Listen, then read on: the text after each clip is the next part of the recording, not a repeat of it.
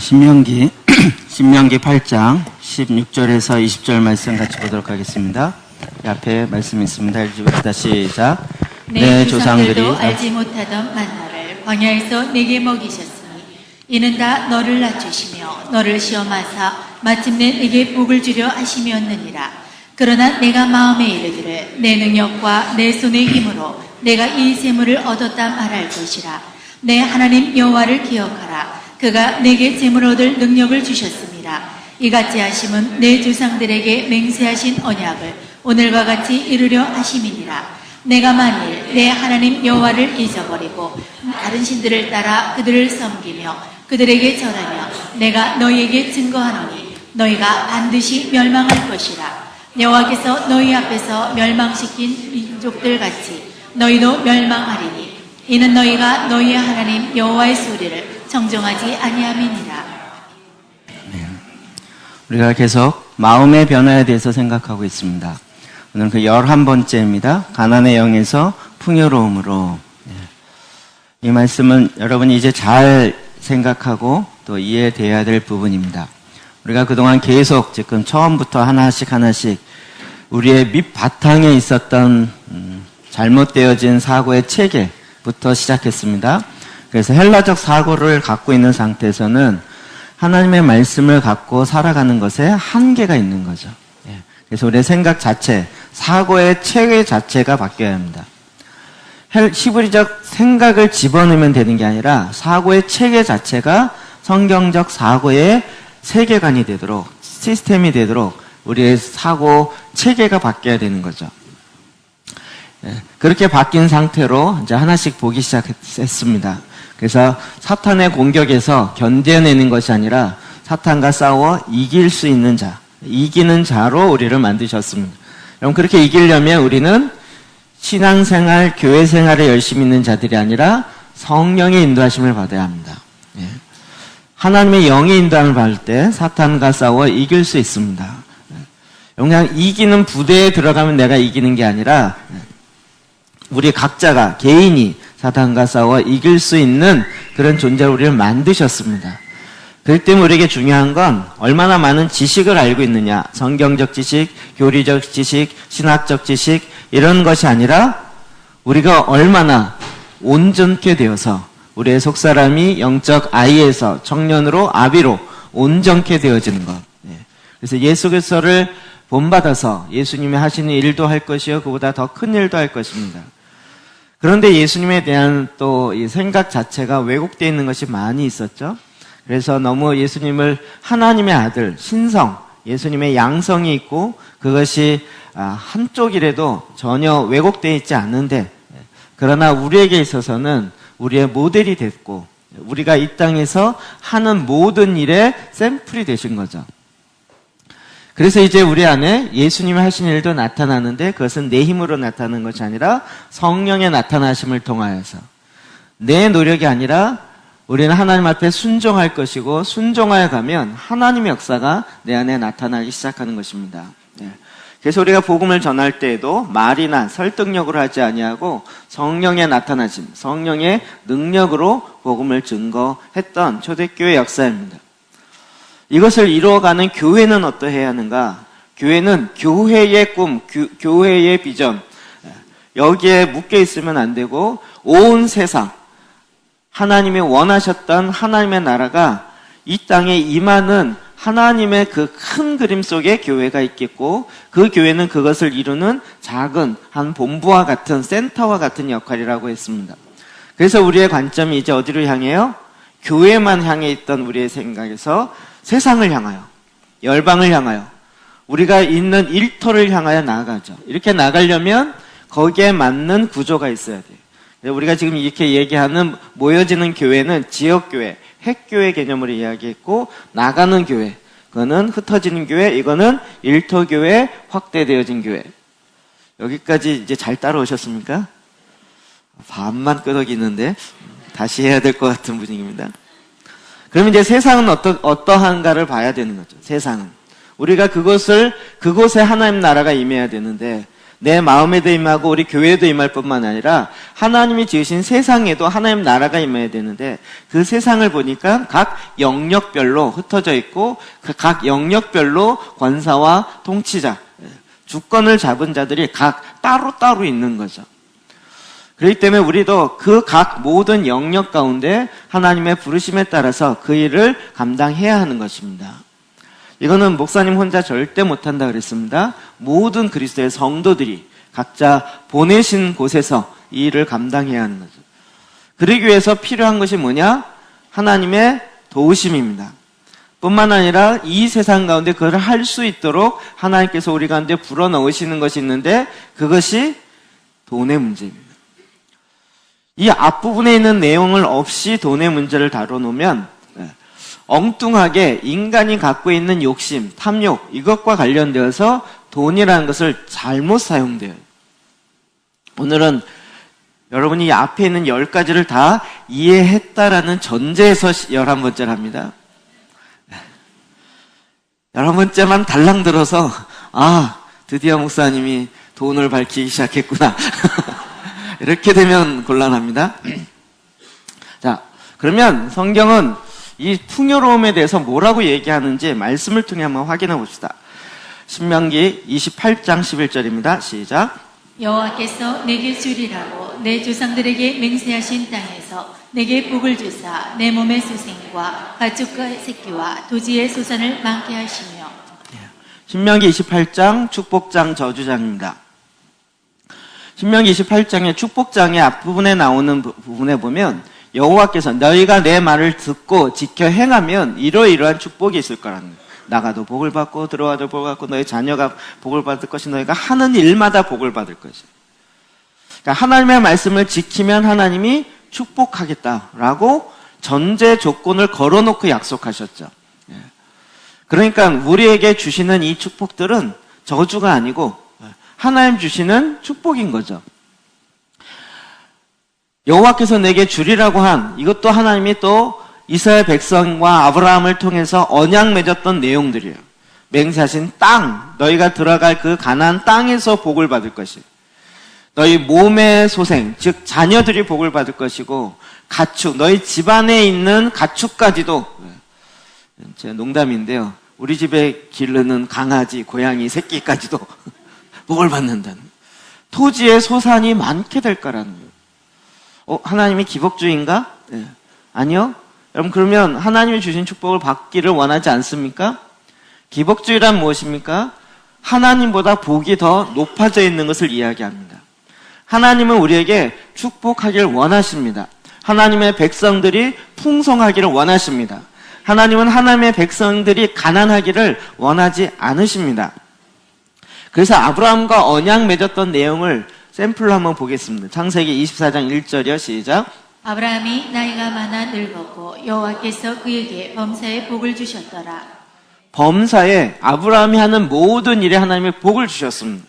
그래서 아브라함이 족장의 첫 번째 족장으로 나오는데 그 시대에 굉장한 거부였다는 걸 알 수 있습니다. 그가 사립 군사를 양육하고 있었어요. 왕창 모으면 300명 넘는 그 군인을 모아놓고 자기로 사촌을 찾아오려고 갈 수 있는 그 정도의 재력이 됐던 사람입니다. 그가 가나안에 들어갈 때는 자기 가족만 불과했을지 모르지만 그러나 하나님이 그 가나안 땅에서 계속적으로 축복하셨습니다. 그가 하는 것마다 범사에 복을 주셨습니다. 그래서 그 중에 가장 어려운 것이 또 자녀였죠. 그러나 궁극적으로 자녀도 하나님께서 그의 몸을 통하여 소생을 이삭을 낳게 하셨던 것입니다. 그렇게 낳음 받은 이삭은 또 어땠습니까? 26장 12절 13절이요. 시작. 이삭이 그 땅에서 농사하여 그의 100배나 얻었고 여호와께서 복을 주심으로 그 사람이 장대하고 왕성하여 마침내 거부가 되어. 하나님께서 이삭을 축복하셨습니다. 하나님이 언약한 언약 때문에 축복하셨고 그리고 아브라함과 맺은 언약에 신실하여서 하나님이 아브라함뿐만 아니라 이삭에게도 그 땅, 가나안 땅에서 농사를 했더니 그 해에 몇 배요? 100배. 이거 몇 번 얘기했죠? 100배. 100%가 아니고 퍼센테이지로 따지면 10,000%. 그해 농사를 졌는데 10,000%가 됐어요. 우리가 요 교회 밭에다가 김장을 하려고 배추를 심었습니다. 우리 지금 몇 폭이 되죠? 장모님, 권사님. 400폭이요. 400폭을 심었습니다. 11월 마지막 주에 김장할 겁니다. 그거의 100배는 몇 폭일까요? 400포기 정도를 심었는데 하나님이 축복하셔갖고 100배가 됐어요. 네. 이해되시죠? 이게 가능하리라고 생각하십니까? 네. 제가 트랜스포메이션 비디오 영상 할 때 알모론가 진짜 땅이 저주받아서 농사가 안 되는 거예요. 근데 그곳에 회개가 역사가 일어나고 그 어둠이 떠나가니까 그 밭에서 땅에서 소산을 내기 시작하는데 그 대사가 제가 이해가 안 돼요. 믿어지지 않을 정도예요. 처음에는 배추나 이 무를 실 때 64일인가 걸렸어요. 이게 줄어들어서 40일, 심지어는 요즘에 17일 만에 다시 재배해. 추수를 한다는 거예요. 그래서 1년에 3번을 추수한대요. 영상 보여드려요? 진짜 땅이 회복되어지는, 그러니까 이건 하나님의 축복인 거죠. 그래서 많은 농수산업에 종사하신 분이 그곳에 와서 도대체 이 비밀이 뭘까라고 땅을 조사했는데 하나도 발견을 못했어요. 똑같아요, 땅은. 하나님이 축복하신 거예요. 그래서 진짜 100배의 수익을 농산물의 추수를 갖게 되는 거죠. 하나님은 이렇게 축복하십니다. 죄송하는 제가 생각하기에 100%는 하나님의 축복이 아니라고 저는 생각이 듭니다. 하나님이 2배 많게 하리라 이렇게 째째하지 않으세요. 기본적으로 30배, 아주 작게면 많게는 100배의 축복을 부으십니다. 그래서 성경에 있는 것처럼 그 사람이 이삭이 창대하고 왕성하여 마침내 거부가 되었다. 부자 정도가 아니라 거부가 되었더라. 자꾸 이렇게 하니까 저 목사님 드디어 진짜 부자를 너무 좋아하는 거 아니야? 막 이럴까봐. 그럼 이게 신명기 8장 17절부터 18절 말씀 읽어볼까요? 시작. 그러나 내가 마음에 이르기를 내 능력과 내 손의 힘으로 내가 이 재물을 얻었다 말할 것이라. 내 하나님 여호와를 기억하라. 그가 내게 재물 얻을 능력을 주셨습니다. 이같이 하심은 내 조상들에게 맹세하신 언약을 오늘과 같이 이루려 하심이니라. 모세가 이스라엘 백성이 가나안에 들어갈 때 하나님이 주신 말씀에 의해서 계속 경고했어요. 사실은 경고의 내용입니다. 11절부터 읽어보면 내가 오늘 내게 명하는 여호와의 명령과 법도와 규례를 지키지 아니하고 내 하나님 여호와를 잊어버리지 않도록 삼갈지어다. 내가 먹어서 배부르고 아름다운 집을 짓고 거주하게 되며 가나안 땅에 들어가면 먹고 배부르고 아름다운 집을 짓게 될 거는 내 소와 양이 번성하여 내 은금이 증식되며 내 소유가 다 풍성하게 될 때에 가나안 땅에 들어가면 하나님의 축복으로 말미암아 너희들이 풍성하게 될 거라는 거예요. 그렇게 될 때에 14절 내 마음이 교만하여 내 하나님 여호와를 잊어버릴까 염려하노라. 여호와는 너를 애굽 땅 종되었던 집에서 이끌어내시고 너를 인도하여 그 광야에서 광대하고 위험한 광야 곧 불뱀과 정갈이 있고 물이 없는 건조한 땅을 지나게 하셨으며 또 너를 위하여 단단한 반석에서 물을 내셨으니 내 조상이 알지 못했던 만나를 광야에서 내게 먹이셨나니 왜 이렇게 했는가? 이는 다 너를 낮추어서 너를 겸손하게 이스라엘 백성을 낮추어서 너를 시험하사 마침내 내게 복을 주려 하심이었느니라. 왜 가나안에서 그 훈련을 했어요? 그들에게 복을 주고 겸손하여서. 그랬는데 17절이에요. 그러나 내가 내 마음에 이르기를 내 능력과 내 손의 힘으로 내가 이 재물을 얻었다 말할 것이라는 거예요. 하나님이 축복하셨는데 나중에 그걸 싹 까먹고 내 힘으로 내 손으로 이 모든 재물을 내가 얻었다라고 말하게 될까봐 그러는 거예요. 그래서 18절 내 하나님 여호와를 기억하라. 그가 내 재물을 얻을 능력을 주었습니다. 이스라엘 백성이 자기의 능력, 자기의 손의 힘으로 얻은 것이 아니라 하나님이 그들에게 재물을 얻을 수 있는 능력을 주셨다고요. 이렇게 하겠다라고 이렇게 하시면 내 조상들과 맹세하신 언약을 오늘과 같이 이루려 하심이라. 누구랑 맺었죠? 아브라함과 맺었잖아요. 그 언약을 이루어서 하나님을 축복한 것이지 내가 내 손으로 내 힘으로 노력해서 얻은 것이 아닌데 하나님이 함께 하셔서 도와줬다는 걸 까먹고 자기가 교만해져서 자기 자신을 자랑할까봐 미리 경고하고 있는 내용이에요. 이 경고를 받았음에도 불구하고 이스라엘 백성은 어떻게 됐습니까? 들어가서 풍성하게 되었고 풍성하게 되니까 하나님을 잊어버리고 이 풍성하게 만든 바알의 신을 따르게 됐죠. 왜요? 바알은 풍요의 신이니까. 사람들이 착각한 거예요. 성경에 보면 성경 진짜 하나님은 답을 다 알려주고 얘기하세요. 너 가나안 들어가면 이렇게 될 건데 제발 그렇게 하지 마라. 근데 꼭 그렇게 하요.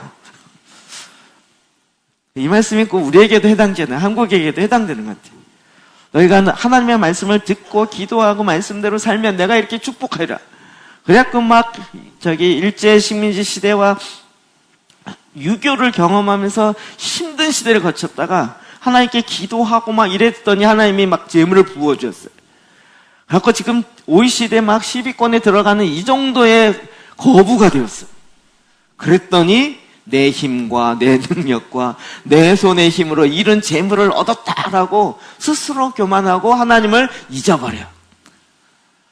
하나님이 재물 얻는 능을 주셨는데 그 하나님이 함께 하셨다는 걸 잊어버리고 내 손으로 이 재물을 얻었다라고 교만하게 빠져버린다. 하나님은 우리를 풍요롭게 하기를 기뻐하시는 하나님이십니다.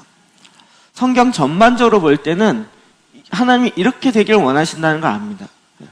아브라함을 선택하셔서 아브라함으로 하면 광야에 들어가셔서 광야의 영성을 쌓게 하고 평생 수도사로 살게 하셔서 가진 것이 하나도 없는, 그래서 거룩한 오와 무슨 아시스의 프란시스와 같이 모든 재물을 하나도 갖지 않고 오직 하나님만 바라보며 죽었을 때 그가 가진 남긴 건 오직 그가 입고 있었던 옷밖에 없었더라. 이렇게 가기를 기본적으로 원하진 않으셨습니다. 우리가 이 부에 대해서 왜 잘못된 생각이 들어오느냐. 여러분, 콘스탄틴 이후에 헬라적 사고가 들어오면서 영적인 것은 수준이 있는 지식이고 이 육체에 있는 생각들은 수준이 낮은 지식이라는 거예요. 그래서 영적인 지식이 우리를 구원하는데, 그렇기 때문에 이 세상에 있는 재물이나 이 세상에 있는 세상의 생각들은 낮은 거라고 취급한 거죠. 그러다 보니 그것을 추구하는 그것을 추구하는 세상의 지혜를 아주 우습게 보는 생각이 어디서 들어왔어요? 헬라적 사고로 들어온 거예요. 우리가 다시 말씀을 근거로 볼 때 그렇지 않다라는 걸 알아요. 요한 3서 1장 2절입니다. 시작. 사랑하는 자여, 내 영혼이 잘됨 같이 내가 범사에 잘되고 강건하기를 내가 강구하노라. 내가 범사에 잘되고, 범사가 뭘까요? 범사가 교회 다니는 것만 잘되고 신앙생활 이게 아니고 네가 하는 모든 것, 육체적인 일과 직장 다니는 일과 학교에 있는 일과 가정에서 있는 일과 이 모든 것들이 다 잘되고 강건하기를 내가 간구하노라. 성경 전반적으로 볼 때는 하나님 우리에게 이렇게 하셨어요. 우리를 이 땅을 맡기시면서 너희가 이 땅에 충만하라, 생육하라, 다스리라 라고 말씀하시면서 아무것도 안 주신 것이 아니라 이미 주시기로 언약하셨고 그 모든 것들을 성경 말씀을 통해서 보면 이루셨어요. 그런데도 불구하고 우리가 왜 이 풍요로움을 누리지 못하는가? 왜 우리에게 가난함이 오는가? 여러분, 그것은 성경을 통해서 알 수 있습니다. 신명기 28장, 아까 축복장 저주장입니다. 15절과 48절 봅시다. 시작. 내가 만일 내 하나님 여호와의 말씀을 순종하지 아니하여 내가 오늘 내게 명령하는 그의 모든 명령과 규례를 지켜 행하지 아니하면 이 모든 저주가 내게 임하며 내게 이를 것이니 내가 줄이고 목마르고 헐벗고 모든 것이 부족한 중에서 여호와께서 보내사 너를 치게 하실 적군을 섬기게 될 것이니 그가 절몽에를 내 목에 메어 마침내 너를 멸할 것이라. 마지막 뒷부분에 나타나는 저주의 장의 이유는 단 한 가지입니다. 만일 내 하나님 여호와의 말씀을 순종하지 아니하여 내가 오늘 내게 명령하는 그의 모든 명령과 규례를 지켜 행하지 아니하면, 하나님이 말씀하신 그 말씀을 지키지 않고 행하지 아니하면 이런 저주가 너에게 임할 수밖에 없다는 거예요. 그래서 저주가 어마어마하게 나옵니다. 그리고 48절, 그 중에 대표적으로 하나 뽑아봤습니다. 내가 줄이고 목마르고 헐벗어요. 정말 그래서 부족했는데 이런 가운데서도 또 적군을 보내어서 적을 섬기게 해요. 그가 철멍에를 내 목에 메워 마침내 너를 멸할 것이라는 거예요. 마침내 너를 멸할 것이라는 거예요. 지금 우리가 많이 어려워진 이유가 IMF 때문이다라고 얘기합니다. 정말일까요? IMF 때문에 그럴까요? 세계국제금융에서 한국 와서 IMF 돈을 빌려주면서 너희가 이제 국가 부도가 나기 직전인데 내가 그걸 나지 않도록 막아주겠다. 돈을 빌려주겠다. 그러나 조건이 있었습니다. 뭔지 아십니까? 이중장부 쓰지 말 것입니다. IMF 직전까지는 어땠죠? 기업마다 이중장부 쓰는 건 당연한 거였습니다. 부정과 부패가 여전히 있었습니다. 게다가 그것을 가지고 대부분 뭘 했습니까? 부동산 투기에 바빴습니다. 한국의 많은 기업들이 물건을 생산하고 창조성에 의해서 성장한 기업도 있지만 상당히 많은 부분은 부동산 투기로 성장한 기업이 훨씬 큽니다. 그래, 이런 것들 내용을, 그리고 그때 그 이후에 일어났던 일들을 보면 정말 여러분들 그것에 어떤 상처와 아픔이 있을 수 있지만 그것으로 인해서 진짜 완전히 도둑 만든 듯한 일들을 너무 많이 경험했습니다. 땅값은 떨어지고 기업은 완전히 부채에서 넘어가면서 외국 기업으로 다 팔려 넘어갔어. 헐값에 팔려버렸고, 그래서 해고당하고, 그 모든 일이 우리는 IMF 때문이라는 거예요. 아닙니다. 우리가 하나님 앞에 하나님이 얘기했던 경제의 원칙, 말씀의 원칙대로 살지 않았기 때문에 일어났던 것입니다. 그럼 전 세계에 우리가 지금도 이거를 아직도 정신을 못 차리는 경우가 있어요. 국가 부채의 문제를 꼭 살펴봐야 됩니다. 지금 정권이 바뀔 때마다 국가 부채에 대한 이야기를 하는 정권 거의 없습니다. 계속 선심성 정책을 계속 피는데 나중엔 대책이 없습니다. 시마다 자치단체마다 그 적자가 끝이 없습니다. 갚을 능력이 없습니다. 그런데도 불구하고 내가 정권을 잡고 있는 동안에는 얼마든지 돈을 찍어내서 하면 된다. 너무 많이 찍어내니까 결국 수입보다 지출이 훨씬 많아지니까 개인도 부도나지만 도시도 부도나고 국가도 부도나는 거죠. 주님이 말씀하셨던 말씀을 저버리기 시작했을 때, 그 말씀대로 따르지 않았을 때 일어나는 현상입니다. 요한복음 10장 10절입니다. 시작. 도둑이 오는 것은 도둑질하고 죽이고 멸망시키려는 것뿐이요. 아멘. 제가 경제 영역 얘기만 나면 뚜껑이 열리는 그런 경향이 있어서 제가 그 음식점을 많이 했다 그랬잖아요. 마지막에 망하면서 진짜 그때 제가 대학 다닐 때였기 때문에 데모 한창 하고, 그래서 그들의 얘기와 주장이 저는 어느 정도 알고 이해가 되는 부분이 있어요. 이 나라가 아직 경제 식민지로부터 탈피하지 않았다는 거예요. 운동권의 논리죠.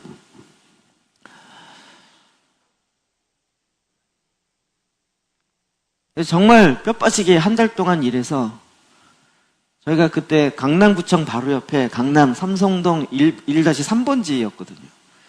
삼성동에 살고 있고 삼성동 강남의 1번지에 살고 있다라는 그 자랑을 저희 아버지 계속해서, 전 그게 뭔 의미인지 몰랐어요. 그렇게 하면 뭐예요? 한 달 설렁탕 배달하고, 그때 설렁탕이 2,000원이었나? 그랬어요. 그 배달 제가 들고 다닙니다. 5그릇, 8씩 들고 가면 저희 건물의 주인이 조그만 이렇게 공간 하나에서 자기 사무실하고, 그분이 이 군 장성 출신이야. 원스타인가 출신이야. 그래갖고 강남에 몇 개 건물을 갖고 계신 거예요. 가서 배달해서 뭐 주인집이니까 이제 제가 갖고 들고 가잖아요. 그러면 늘 고스톱 치고 있어요. 동기생은인지 친구인지 모르겠지만 늘 치면서 왔어 놓고 가. 근데 그 사람한테 한 달에 100만 원씩 꼬박꼬박 월세를 줘야 되는데 한 달 아무리 팔아도 100이 안 넘을 때가 있어요. 그러니까 일수를 끌어다 쓰죠. 월세 내려고 100만 원 일수를 끌었어요. 그래서 120일 동안 이렇게 거해야 됩니다. 이걸 알면서 제가 한국의 부동산 정책이 진짜 그냥 건물 몇 개 갖고 있으면 아무것도 안 하고 고소 치면서 먹고 살아요. 근데 그 건물에서 뼈 빠지게 일하면서 아침부터 저녁까지 거의 쉼 없이 일해야 되는 사람은 그렇게 쉼에서 일하지만 월세 내고 나면 나한테 오는 것조차도 얼마 안 돼요. 이런 부조리에 대해서 어떻게 생각하시나요? 데모할 만하지 않나요? 부동산 정책에 대해서 지금 전 세계적으로 그렇습니다. 제가 뚜껑 열리지 말아요. 도둑이 오는 것은 도둑질 갈 뿐만 아니라 죽이고 멸망시키려는 것 뿐이지, 내가 너 도둑질 했으니까 너 이제 자비를 베풀게, 이러는 도둑이 어디 있냐고. 사단이 우리 가운데 오는 것은 우리에 있는 걸 빼앗고 훔치고 결국은 죽이고 멸망시키는 것에 있지 우리에게 자비를 베풀지 않습니다. 그러나 예수님이 오시는 것은 우리에게 생명을 줄 뿐만 아니라 이 땅 가운데 어떻게 살아야 되는지, 그리고 하나님이 창조한 원래의 목적이 뭔지를 우리에게 알게 하시고 그것이 더 풍성하게 하려는 것이 주님의 계획입니다. 역대하 24장 20절 말씀, 구약의 예를 하나 봅시다. 시작. 이에 하나님의 영이 제사장 여호야다의 아들 스가랴를 감동시키시매 그가 백성 앞에 높이 서서 그들에게 이르되 하나님이 이같이 말씀하시기를 너희가 어찌하여 여호와의 명령을 거역하여 스스로 형통하지 못하게 하느냐 하셨나니 너희가 여호와를 버렸으므로 여호와께서도 너희를 버리셨느니라. 유다왕 요아스가 종교 개혁을 합니다. 그래서 성전세를 놓고 다시 성전을 회복해요. 성전의 기능이 멈춰지니까 이 사회가 병들기 시작해요. 하나님의 말씀이 들어오지 않으니까. 근데 그의 아들 여호야다가 결국은 성전의 기능을 멈추게 만들어요. 그래서 하나님이 예언으로, 스가랴 선지자를 통해서 예언으로 말씀하는 게 이것이에요. 그의 백성 앞에 높이 서서 그들에게 이르되 하나님이 이같이 말씀하시길 너희가 어찌하여 여호와의 명령을 거역하여 스스로 형통하지 못하게 하느냐. 여호와의 말씀을 거역하는 건 곧 뭐예요? 스스로 형통하지 못하는 길로 가겠다는 거예요. 하나님의 말씀을 지키고 하나님의 말씀을 실천하는 것은 하나님이 계속 약속해 준 건 형통케 하는 약속을 주셨어요. 근데 이걸 저버려서 이 세상이 바알의 신이 나를 풍요롭게 할 것 같아서 그 바알의 신을 섬기기 시작하니까 그 도둑은 어떻게 해요? 죽이고 멸망시키는 거예요. 어느 신이 오르냐? 이걸 싸울 필요도 없는 거예요.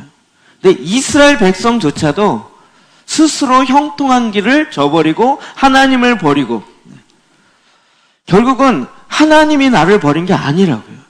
말씀 밑에 정확하게 보시면 밑에 둘째 줄, 너희가 여호와를 버렸으므로 여호와께서도 너희를 버리셨느니라. 하나님이 나를 버려서 이 모양 이 꼴 된 게 아니고 내가 하나님을 버린 거예요. 내가 스스로 하나님을 버렸기 때문에 그래서 지금의 우리의 모습이 됐다라는 거예요. 선지자를 통하여 이렇게 예언하며 경고하고 있습니다. 그럼 그때만 그러겠습니까? 이 말씀이 구약에만 옳고 지금은 그렇지 않겠습니까?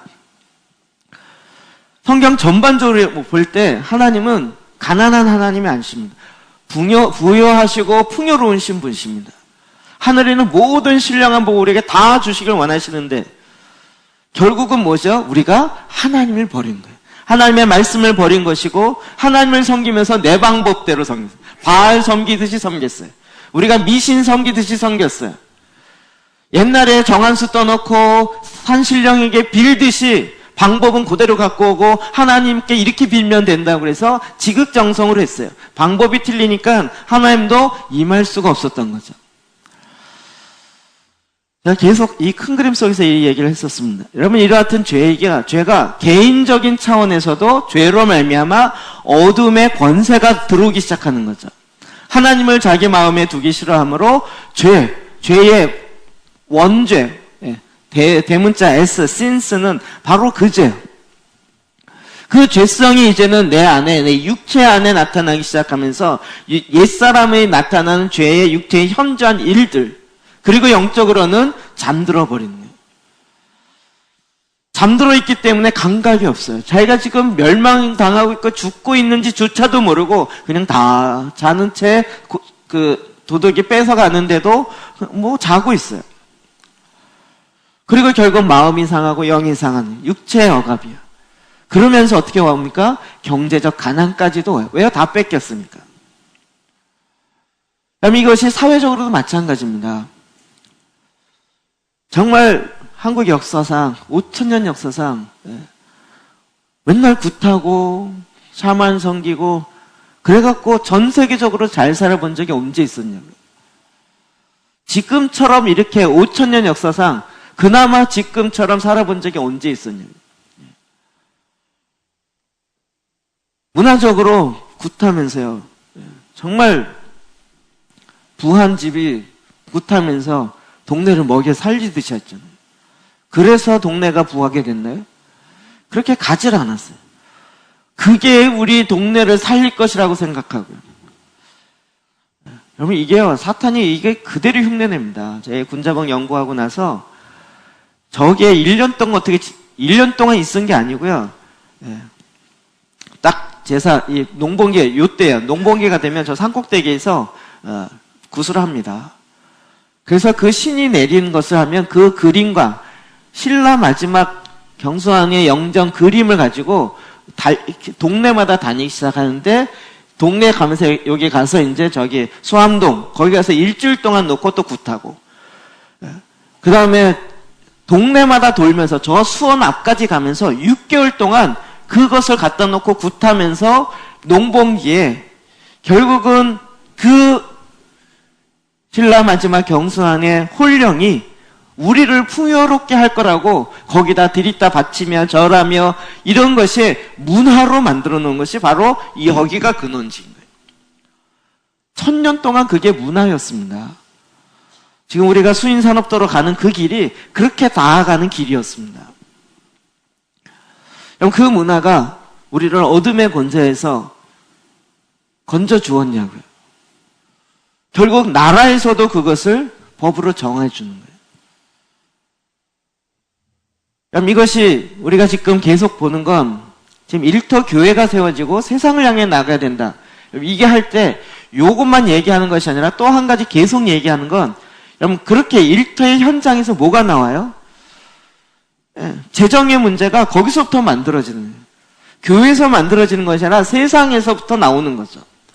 그러려면 그곳에 있는 사탄의 영이 떠나가고 하나님의 말씀이 교회로부터 흘러가야 되지만 결국은 어디로 가야 돼요? 일터에 가야 되는 거죠. 그래서 그곳에 있는 가난의 영이 떠나가야 되는 거예요. 사단의 영이 떠나가고 그곳에 하나님의 말씀이 들어와야 되는 거예요. 하나님이 우리 직장을 축복해 주셔서 우리 직장이 잘 돼서 내가 교회 헌금 많이 하겠습니다. 이게 아주 옛날 생각인 거예요. 그렇게 하는 것은 한계가 있어요. 지금은 그게 아니라 아예 일터 영역 가운데 있는 어둠의 영들을 내어 쫓아야 되는 거예요. 돈과 관련돼서는 가난의 영이 주로 어디 있어요? 재물이 나오는 곳에 있는 거예요. 그러니까 그곳에 있는 가난의 영을 쫓을 때 하나님이 약속하셨던 재물 얻는 능을 이미 우리에게 주셨고 우리에게 그걸 통해서 풍성하게 하시겠다고 언약까지 하셨다고요. 그러니까 우리가 이런 하나님의 말씀을 모르는 채 하나님 그냥 축복해 주셨어요. 이게 샤머니죠. 기독교 무당이고 기독교 샤머니즘이죠. 이게 아직도 구분이 안 되면 그냥 차라리 교회 다니지 말고 절에 다니시든지 그냥 불공 들이시든지 아니면 굿하시든지요. 그것과 이것이 뭐가 다른지 모르는 상황이 돼버렸어요. 지금요. 한국의 기독교는 완전히 잡탕이에요. 잡탕. 아예 세계적으로 소문나버렸어요. 그래도 기대는 조금 하고 있지만 한국 기독교는 참 이상한 기독교로 세계적으로 지금 소문나 있어요. 별로 아시는 분은 별로 기대하지 않아요. 결국 우리에게 이제는 일터의 사역자들이 일어나야 돼요. 일터의 사역자들이요. 그럴 때 트랜스포메이션이 일어난다고요. 그러면 그 일터에 있는 공중의 권세 잡은 자의 영을 내쫓아야죠. 그 중에 가장 핵심이 가난이라고요. 영적 전쟁의 세 가지 차원. 지성적 차원은 개인적 차원에 축사하고 이런 부분이에요. 이건 가난의 영을 쫓아야 합니다. 우리 일터 현장에 나타나고 있는 인색함의 영, 가난의 영, 그것을 내어 쫓아야 그 가운데 있는 하나님의 풍요로움이 들어올 수가 있는 거죠. 하나님이 계속 부으면 뭐예요? 갔다가 엉뚱한데 새버리는데. 자, 그러면 가난의 영이 뭐냐? 가난의 영이 뭐냐? 마태복음 6장 24절이요. 시작. 한 사람이 두 주인을 섬기지 못할 것이니 보기를 미워하고 저를 사랑하거나 보기를 중히 여기고 저를 경히 여김이라. 너희가 하나님과 재물을 겸하여 섬기지 못하느니라. 여기서 하나님과 재물을 겸하여 섬기지 못하느니라 라는 것의 원본은 성경 원문, 헬라어 원문은 어떻게 되냐면 하나님과 만몬을 겸하여 섬기지 못하 이렇게 돼 있어요. 성경이 만몬을 번역하면서 어떤 거는 재물이라고 번역했고 어떤 건 돈이라고 번역했어요. 근데 만몬도 대문자 M으로 해서 만몬 이렇게 번역돼 있어요. 무슨 얘기죠? 재물이라는 어떤 형태를 얘기한 게 아니라 구체적으로 인칭 대명사, 지시 대명사처럼 딱 그걸 썼다고요. 우리가 바알세불, 바알 이런 것처럼 만몬 이렇게 얘기하는 거예요. 똑같은 계보예요. 하나님과 바알을 함께 섬길 수 없느니라 이렇게 얘기하는 것처럼 하나님과 만몬을 함께 섬길 수 없느니라. 성경 정확한 원문이 이렇게 되어 있습니다. 이것이 재물이라고 했더니 하나님과 재물을 동시에 못 섬긴대. 날 둘 중에 하나 선택해야 되나 봐. 이러고 착각하는 거예요. 재물이라는 것 자체는 가치 중립이라니까요. 재물이 약하거나 하나님 주신 축복이 막 악이거나 이러지 않는다고요. 하나님이 계속적으로 이야기하기 원하셨던 것은 하나님과 만몬이라는 사단의 영 중에 하나, 그것을 동시에 섬길 수 없습니다. 당연하죠. 만몬에 의해서 나오는 것이 뭡니까? 만몬은 결국 탐심입니다. 부를 남용하는 거예요. 부가 잘못된 것이 아니라 재물을 남용하는 거예요. 탐욕의 영, 대욕의 영, 인색의 영, 자기 의존의 영, 내 스스로 내 손으로 했다는 거예요. 자수성가 하신 분들이 자아 의존의 영이 많죠. 내가 내 힘으로 했다는 거예요. 너도 네 힘으로 할 수 있다는 거예요. 누군가의 도움을 받는 게 잘못인가요? 서로 도움을 주고 받을 수 있는 거잖아요. 결국은 인색해요. 하나님 주신 풍성함이 있는데 인색해요.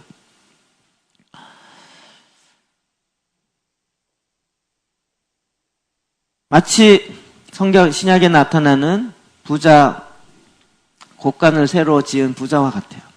풍년이 들었어요. 곡식을 거뒀는데 자기 곡간에 다 채울 수가 없어요. 그 곡간만 채워도 충분히 먹고 살 수 있어요. 그런데도 불구하고 그것을 갖고 더 나누기를 원하지 않고 더 인색하게 곡간을 헐고 새로 저으라는 거예요. 모든 곡식을 다 넣을 수 있게. 옆에서는 배고파하고 옆에서는 굶주려 있는데 거기에 관심이 없어요. 하나님의 경제법은 꼭 나오죠. 너희 너희 성 안에 고아와 과부와 레위인을 돌보라고요. 그럼 추수할 때 계속 하죠. 추수할 때도 어떻게 해야 돼요? 곡식을 거둘 때 다 거두면 안 돼요. 곡식 거두다 나락이 떨어지면 어떡하라고요?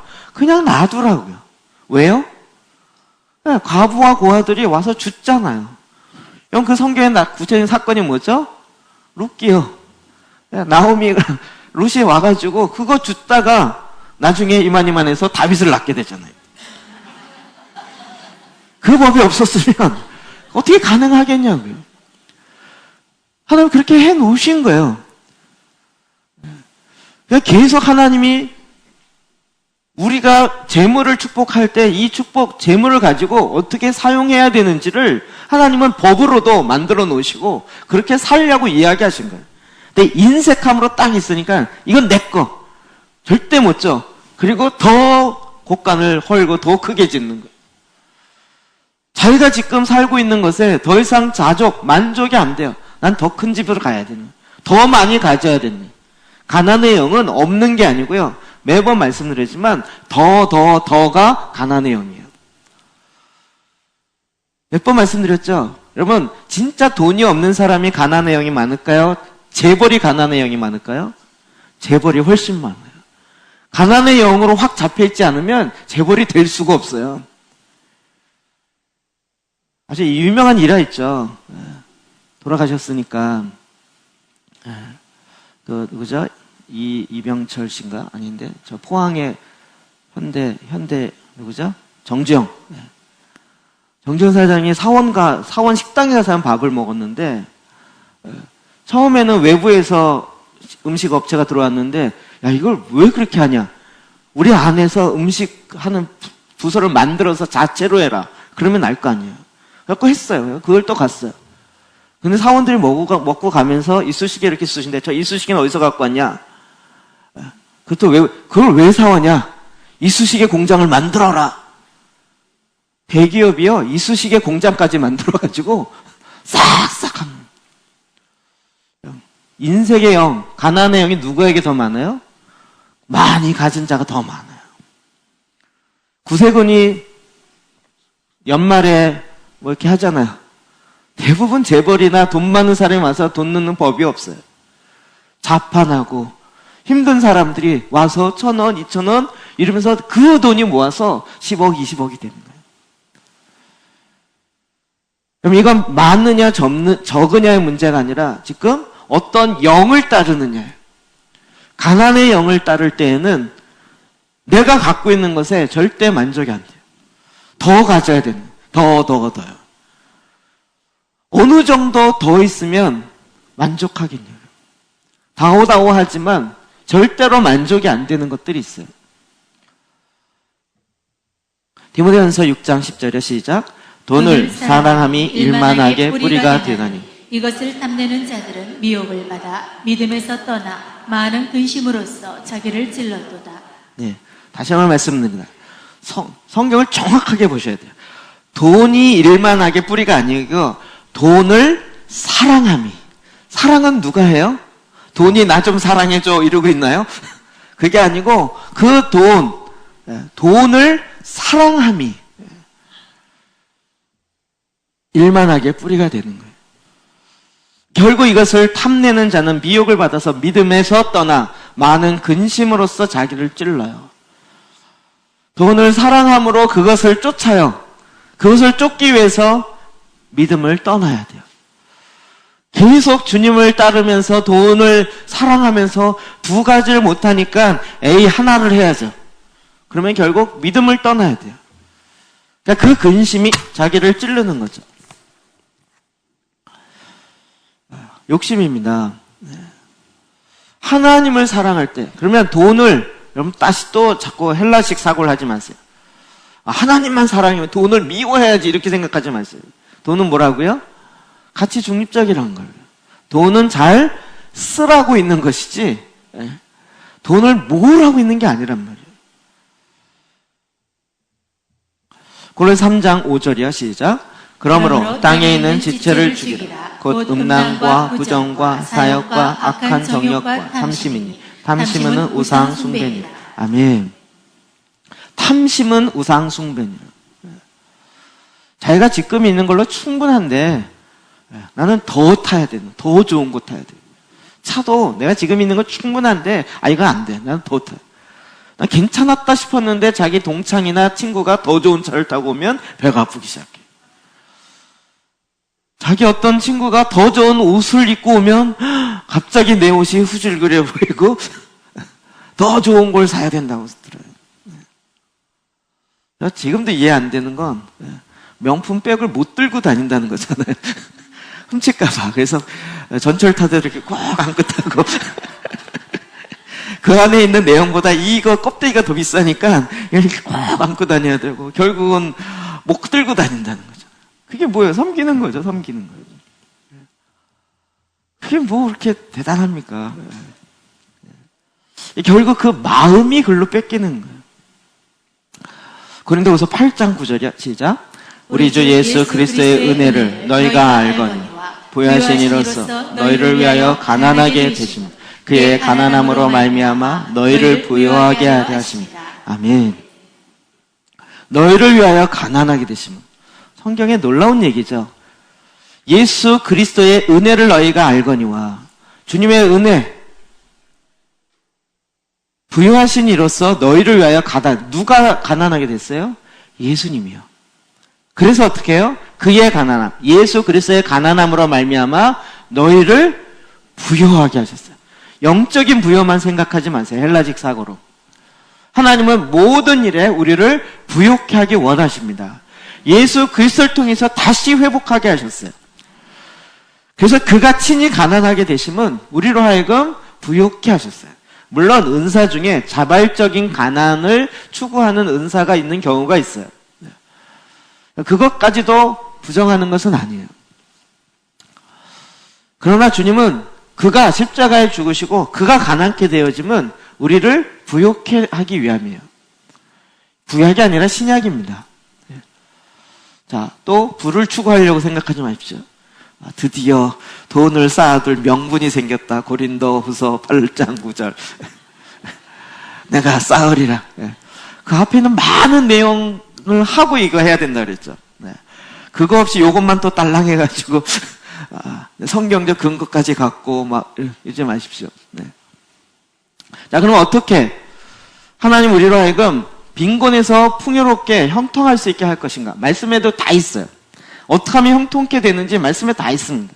시편 1편 2절부터 3절 시작. 오직 여호와의 율법을 즐거워하여 그의 율법을 주야로 묵상하는도다. 모든 일이 다 형통하리로다. 아멘. 제가 거의 빼먹었어요. 난이 부족해서. 이 말씀 너무나도 잘 외우고 있죠. 복 있는 사람은 악인의 길을 따르지 죄인의 예사정 오만한 자리에 앉지 아니하고 오직 여호와의 율법을 즐거워하여 그의 율법을 주야로 묵상하는도다. 그는 시냇가에 심은 나무가 계절을 쫓아 열매를 맺으며 잎사귀가 마르지 아니한 같으니 그가 하는 모든 일이 다 형통하리라. 여러분 그게 좀 안 맞는 것 같지 않아요? 말씀을 묵상하는데 왜 모든 일이 형통해요? 이 기도 재단 해보시니까 아시겠죠? 말씀을 묵상하니까 뭐가 나와요? 내 안에 있는 어둠의 세력, 죄악이 드러나요. 이 죄악을 회개하기 시작하니까 죄의 권세가 어둠의 세력이 끊어지고 경제적 가난이 끊어지고 하나님의 말씀, 계시가 들어와요. 그래서 하나님의 풍성함이 내 안에 나타나기 시작해요. 그러니까 형통케 되는 거예요. 요거 없이 요것만 생각하지 마십시오. 요거 헷갈리지 마시고요. 우리는 자꾸 하나님이 형통해야 내 안에 형통함을 줘야 내가 말씀을 묵상하지 라고 하는데 여러분 그 순서 절대 안 바뀝니다. 말씀을 묵상하고 하나님 앞에 순종하기 시작할 때 그 믿음을 통하여 하나님 역사하시는 거지. 하나님 나에게 빨리 형통함을 주세요. 그러면 내가 하나님 묵상하고 하나님께 뭐 좋은 일 많이 할게요. 노입니다. 절대 그렇게 가지 않습니다. 하나님과 씨름하십시오. 해보십시오. 누가 이기는가? 문제는 하나님이 시간이 많으실 뿐만 아니라 오래 사신다는 거예요. 영원토록 사시는데 한번 누가 이기나 시험해 보십시오. 신약성경에 누가복음 6장 38절입니다. 시작. 주라 그리하면 너희에게 줄 것이니 곧 후이되어 누르고 흔들어 넘치도록 하여 너희에게 안겨주리라. 이거 보면 진짜 기복적인 거 같죠? 아예 이렇게 말씀하셨어요. 넘치도록 주우리는. 후이 주되 막 누르고, 콱콱콱 누르고 흔들어. 촉촉촉 해갖고 혹시 공간 더 생길까봐. 거기도 놓아서, 그리고 또 넘치게 해요. 이걸 갖고 너에게 안겨주리라. 거의 아멘 나오죠? 근데 그 앞에 뭐가 있어요? 주라. 주라. 너 있는 걸 나눠주라요. 풍부한 거 나눠준 게 아니라 이게 이제 하나님의 말씀이죠. 나누는 삶, 주는 삶을 살아내라는 거예요.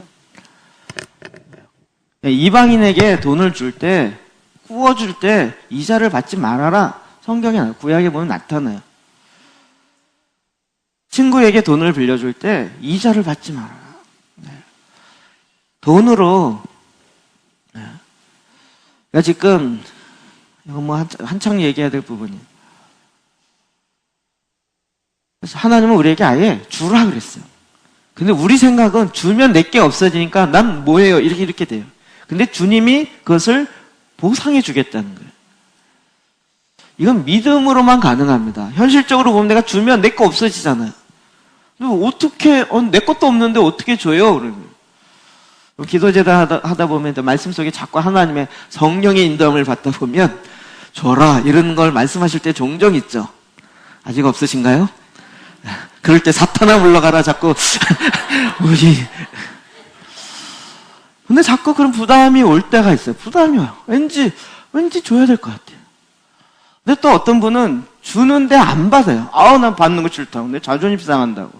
내가 난 부족해도 난 안 받게. 이건요, 그게 자기 의존의 영이에요. 하나님이 주시는 것을 받지 않겠다라는 것은 교만이고 자기의 힘과 자기의 능력을 하겠다는 거예요. 그러니까 오히려 그리스도의 공동체 안에서는 주고 받고 심고 거두는 일들이 풍성하게 일어나는 거예요.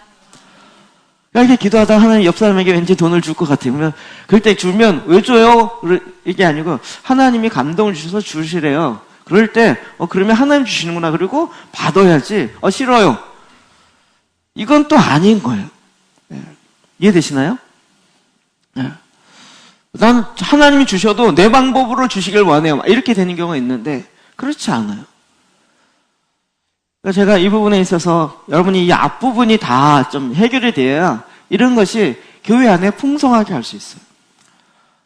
자꾸 다오다오 할 필요 없어요. 주님께 구하면 하나님이 그것을 나눠주신 사람이 그 마음을 부으세요. 그래서 그로 하여금 주게 하세요. 근데 이렇게 그를 주면 이 사람은 어떻게 돼요? 누르고 흔들어 넘치도록 그에게 안겨주세요. 이 믿음도 있으신가요? 네. 내가 받으면 저 사람한테 미안하고 난 자존심 상하고 이게 아니고 내 필요가 있는데 하나님이 이렇게 해서 채워주시는구나. 그리고 아멘으로 받아요. 근데 이 말씀에 순종한 그는 또 하나님이 그를 보상하세요. 믿으시나요? 이와 같은 소위 말하는 플로링이라는 흐름이 자연스럽게 되는 거라고요. 이걸 역이용하지 마세요. 괜히 쿡 찔러서 하나님이 주라고 한 거 없어요? 막 이런. 실제적으로 옛날에 중보기도 하던 어떤 사람이요. 기도 진짜 많이 하는데 나중에 여기저기 다 빚이었어요. 교회 성도들한테. 소문이 났어요. 그리고 이게 왜 소문 났냐면 그렇게 빌려다가 뭐 했냐면 명품 샀어요.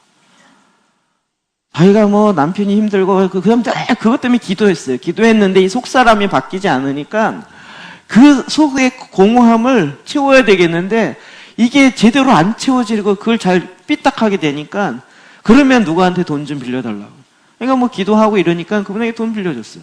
이걸 가지고 그분 경제적으로 어려운데 늘 입고 다니는 거 갖고 다니는 거 보니까 너무 삐까번쩍한 거예요. 도대체 뭐지? 그리고 몇몇 사람들이 조사해보니까 나도. 하나님 그렇게 일하진 않으세요. 그러나 이것은 귀한 하나님이 우리에게 아주 약속하신 명하신 거예요. 줘라. 앞에 붙어있지도 않아요. 그냥 줘라. 주님이 말씀하시면 그냥 주는 거예요. 우리 안에 이와 같은 풍성함이 있길 바랍니다. 저에게도 주십시오. 제가 받겠습니다. 목사를 주면 축복받는다. 이런 기복적인 얘기 아닙니다. 하나님 말씀 앞에 순종해서 하나님 말씀 앞에 순종해서 그런 마음이 있고 부담감이 있을 때 근데 여러분 그거 받아보세요. 하나님이 주라고 하셨어요. 그리고 딱 주는데 이거 잘못 쓰면 어떻게 돼요? 이건 내가 벌 받는 거예요. 이거 되게 부담되는 거예요, 사실은. 하나님이 주라고 이건 하나님이 주라고 그랬으니까 분명히 하나님이 어디에 쓰라고 한 거잖아요. 근데 이걸 내 마음대로래 이렇게 해갖고 이렇게 갖기 시작하면 곤란한 거죠.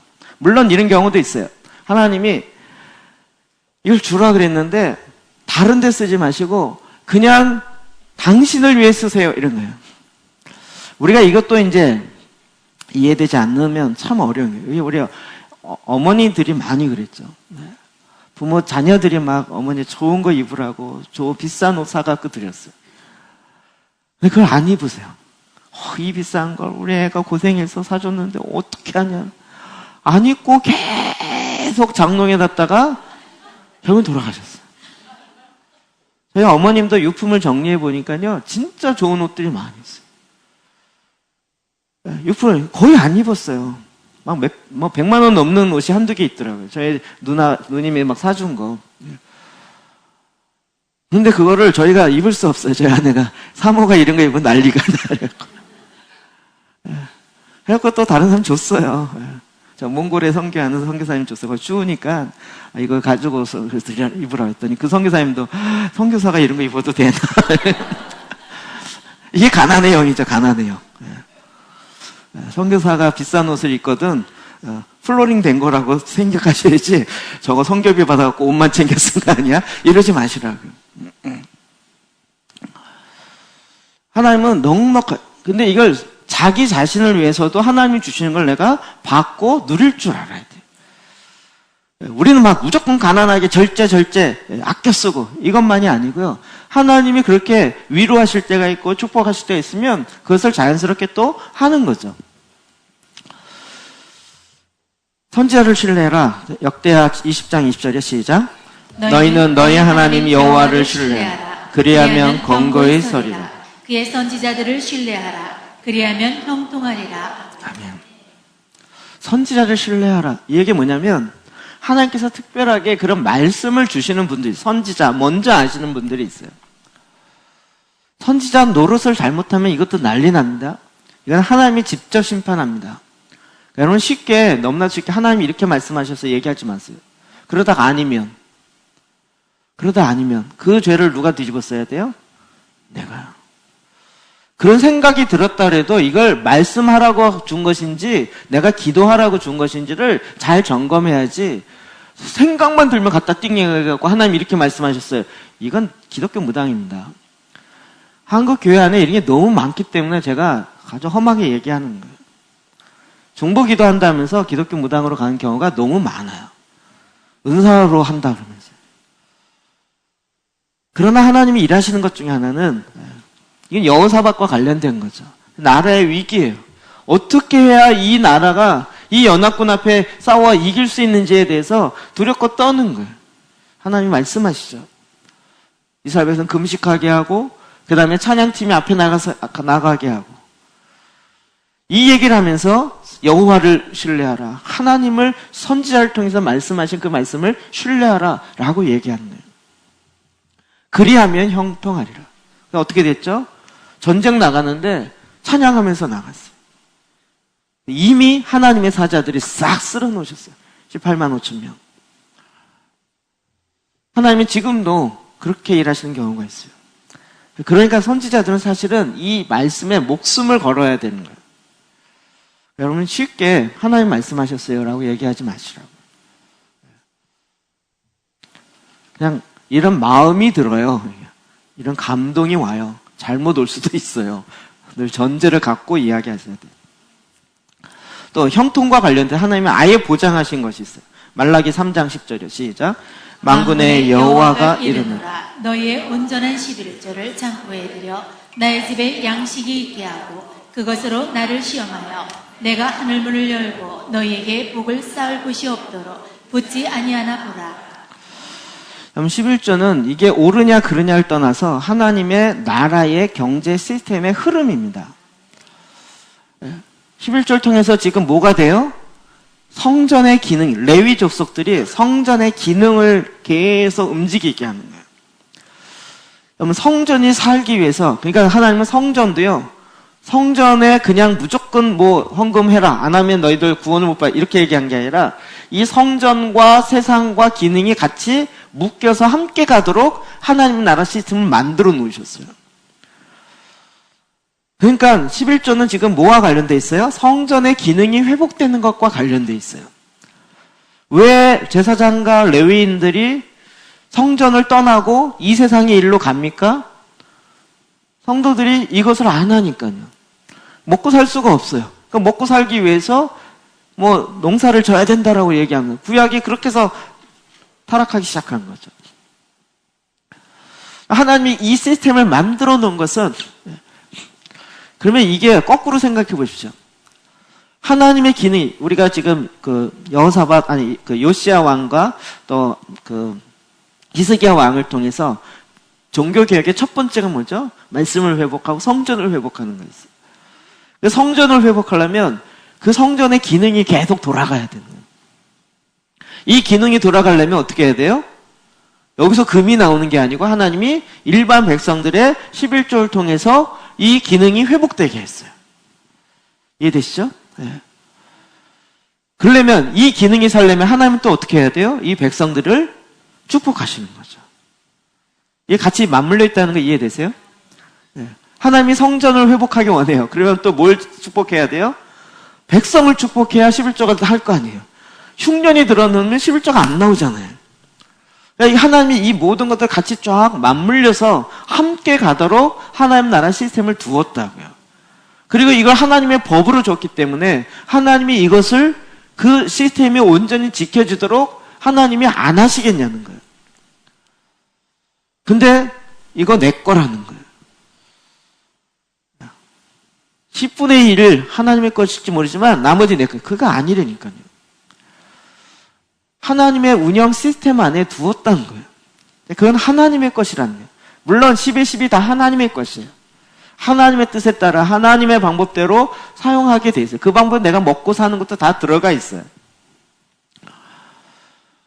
그럼 이게 하나님이 정해놓은 법이에요. 그리고 계속 얘기했잖아요. 형통케 되라. 자, 규례와 말씀과 하나님의 계명을 따르라. 그러면 너희가 이러이러한 축복이 있을 거라. 그 계명의 내용이 오늘 몇 가지만 제가 추렸어요. 너무 많아요.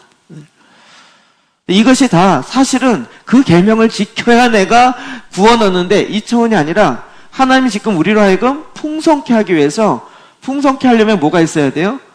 우리의 믿음의 순종이 나와요. 재물이 있어야 되잖아요. 믿음의 순종, 몸으로 드려지는 믿음의 순종이요. 그 재물이 있을 때 그 재물을 근거로 하나님이 임하시고 그것으로 통해서 하나님이 축복하시는 거죠. 하나님은 그래서 우리로 하여금 풍요롭게 하세요. 풍요롭게 하세요. 이게 경제적으로, 국가적으로 일어나는 부의 이동은 진짜 요즘 들어 많이 얘기합니다. 아주 대표적인 게 인도네시아에 있는 기도 타워가 있습니다. 인도네시아 가장 기도 타워. 그건 탄 도시에 기도의 집이 아니라 기도의 타워가 있어요. 중국에서 이거 번역할 때 기도 탑이라 그래요. 그 한 교회 장로님이 그게 감동을 준 거예요. 그 목사님 말씀을 받고 이 기도의 집을 세워야 되겠습니다. 그리고 했는데 그게 뭐 400억인가 그 정도 되는 돈이었어요. 너무 커가지고. 근데 그 장로님에게 하나님이 감동을 주신 거예요. 네가 해라. 근데 도저히 할 상관이 아니었어요. 그냥 앞에 순종해서 했어요. 그분이 이제 이 채석하는, 이 석탄 캐는 일인데요. 그리고 나서 하자마자 뭐가 됐냐면요. 중국의 이 석탄과 관련되어진 일이 멈춰버렸어요. 수출을 안 하고 이러면서 멈춰버려가지고요. 갑자기 그 동남아시아에는 석탄 가격이 확 올라가 버렸어요. 그러니까 헌금한 것보다 3배로 더 많이, 똑같은 거보다 하는데 헌금보다 3배로 더 많이 하고 있어요. 그래서 하나님이 주신 것 같고, 인도네시아에 모슬렘 국가입니다. 인도네시아. 최대의 모슬렘 국가입니다. 사우디아라비아가 아니고 거기에 기도 타워가 있어요. 남산 타워 같은 기도 타워가 있어요. 그거를 하나님이 하시도록, 그러니까 하나님이 그것을 하늘에서 남산 타워 같은 게 뚝 떨어지는 게 아니고 하나님이 이 땅에 짓게 하시는 거예요. 그래서 거기에 지금 인도네시아의 공식 통계만 크리스찬이 4천만이에요. 크리스찬이 4천만. 놀라지도 않으시는군요. 최대의 이슬람 국가에 최대의 기독교 부흥이 일어나고 있다고 현존하는. 얼마 전에 이슬람에서 그 인도네시아 사역하셨던 선교사님이 글을 냈잖아요. 책을 냈어요. 인도네시아 부흥에 대해서 이야기하는 책을 최근에 냈어요. 한국의 아주 유명한 선교 지도자 중에 한 선교사님인데. 하나님, 근데 저는 이렇게 얘기하면 또, 주님, 나에게 뭔가, 이게 아니고요. 어떻게 해야 된다고요? 말씀에 순종해야 돼. 하나님의 말씀에 순종해야 돼. 내 말씀을 읽고, 말씀을 묵상하고, 말씀 앞에 순종하는 훈련들이 될 때, 이것이 하나님도 이걸 테스트한다고요. 테스트한다고요. 죄송한 얘기인데, 하나님이 워낙 많이 속으셔가지고, 하나님 이번만 우리 기업 성공하게 하시면 내가 주님께 진짜 모든 걸 다 드리겠다. 성공했던 교회도 안 나와요. 주님을 아예 버리는. 하나님도 고민해요. 이걸 축복해야 되는지 말아야 되는지. 괜히 줬다가 애까지 망치면 안 주는 게 차라리 애를 살리는 건 아닐까? 뭐 이런 거예요. 제 표현입니다. 그러니까 우리가 뭘 먼저 준비돼야 돼요? 내게 주시면이 아니고요. 내가 먼저 하나님 앞에 그것을 잘 사용할 줄 아는 청지기의 훈련이 되어야 되는 거죠. 하나님 말씀하시는 것에 순종할 줄 아는 거예요. 돈의 사용을, 돈을 섬기고 돈을 사랑하는 것이 아니라 돈을 하나님 말씀 앞에 순종할 줄 아는 거예요. 주라 그러면 받으라 그러면 네, 갖다 줘라 그러면 네. 이게 순종하는 훈련이 될 때 하나님이 그를 통해서 흘려보내는 일들을 많이 하시는 거죠. 그래서 이 땅에 풍요롭게 얼마든지 하실 수 있어요. 지금도 그렇습니다. 그래서 제가 바라기는 여러분이요, 직장 가운데 하나님의 영이 임하기를 축복합니다. 가난의 영이 끊어지고 기독교 무당이 아니고 정말 하나님의 임하시는 풍성케 하는 그 직장 가운데 임하는 하나님의 말씀으로 말미암아 순종하여 나타나는 하나님의 풍요로움이 있어지길 주의 이름으로 축복합니다. 그러면 먼저 우리 안에 있는 이 세상에 있는 가난의 영, 사단의 만몬을 쫓았던 만몬의 영을 대적하고 쫓아내고 그의 말을 순종하여서 인색하고 자기의에 넘쳐 있었던 그것을 대적하고 회개해서 돌이켜서 이제는 하나님의 말씀을 따르는, 하나님의 말씀을 묵상하고 그리고 하나님의 말씀 앞에 순종함으로 하나님이 내 삶의 말씀대로 일어나는 역사, 그것을 내 삶에 경험하시기를 주의 이름으로 축복합니다. 이 시간 같이 기도하십시다.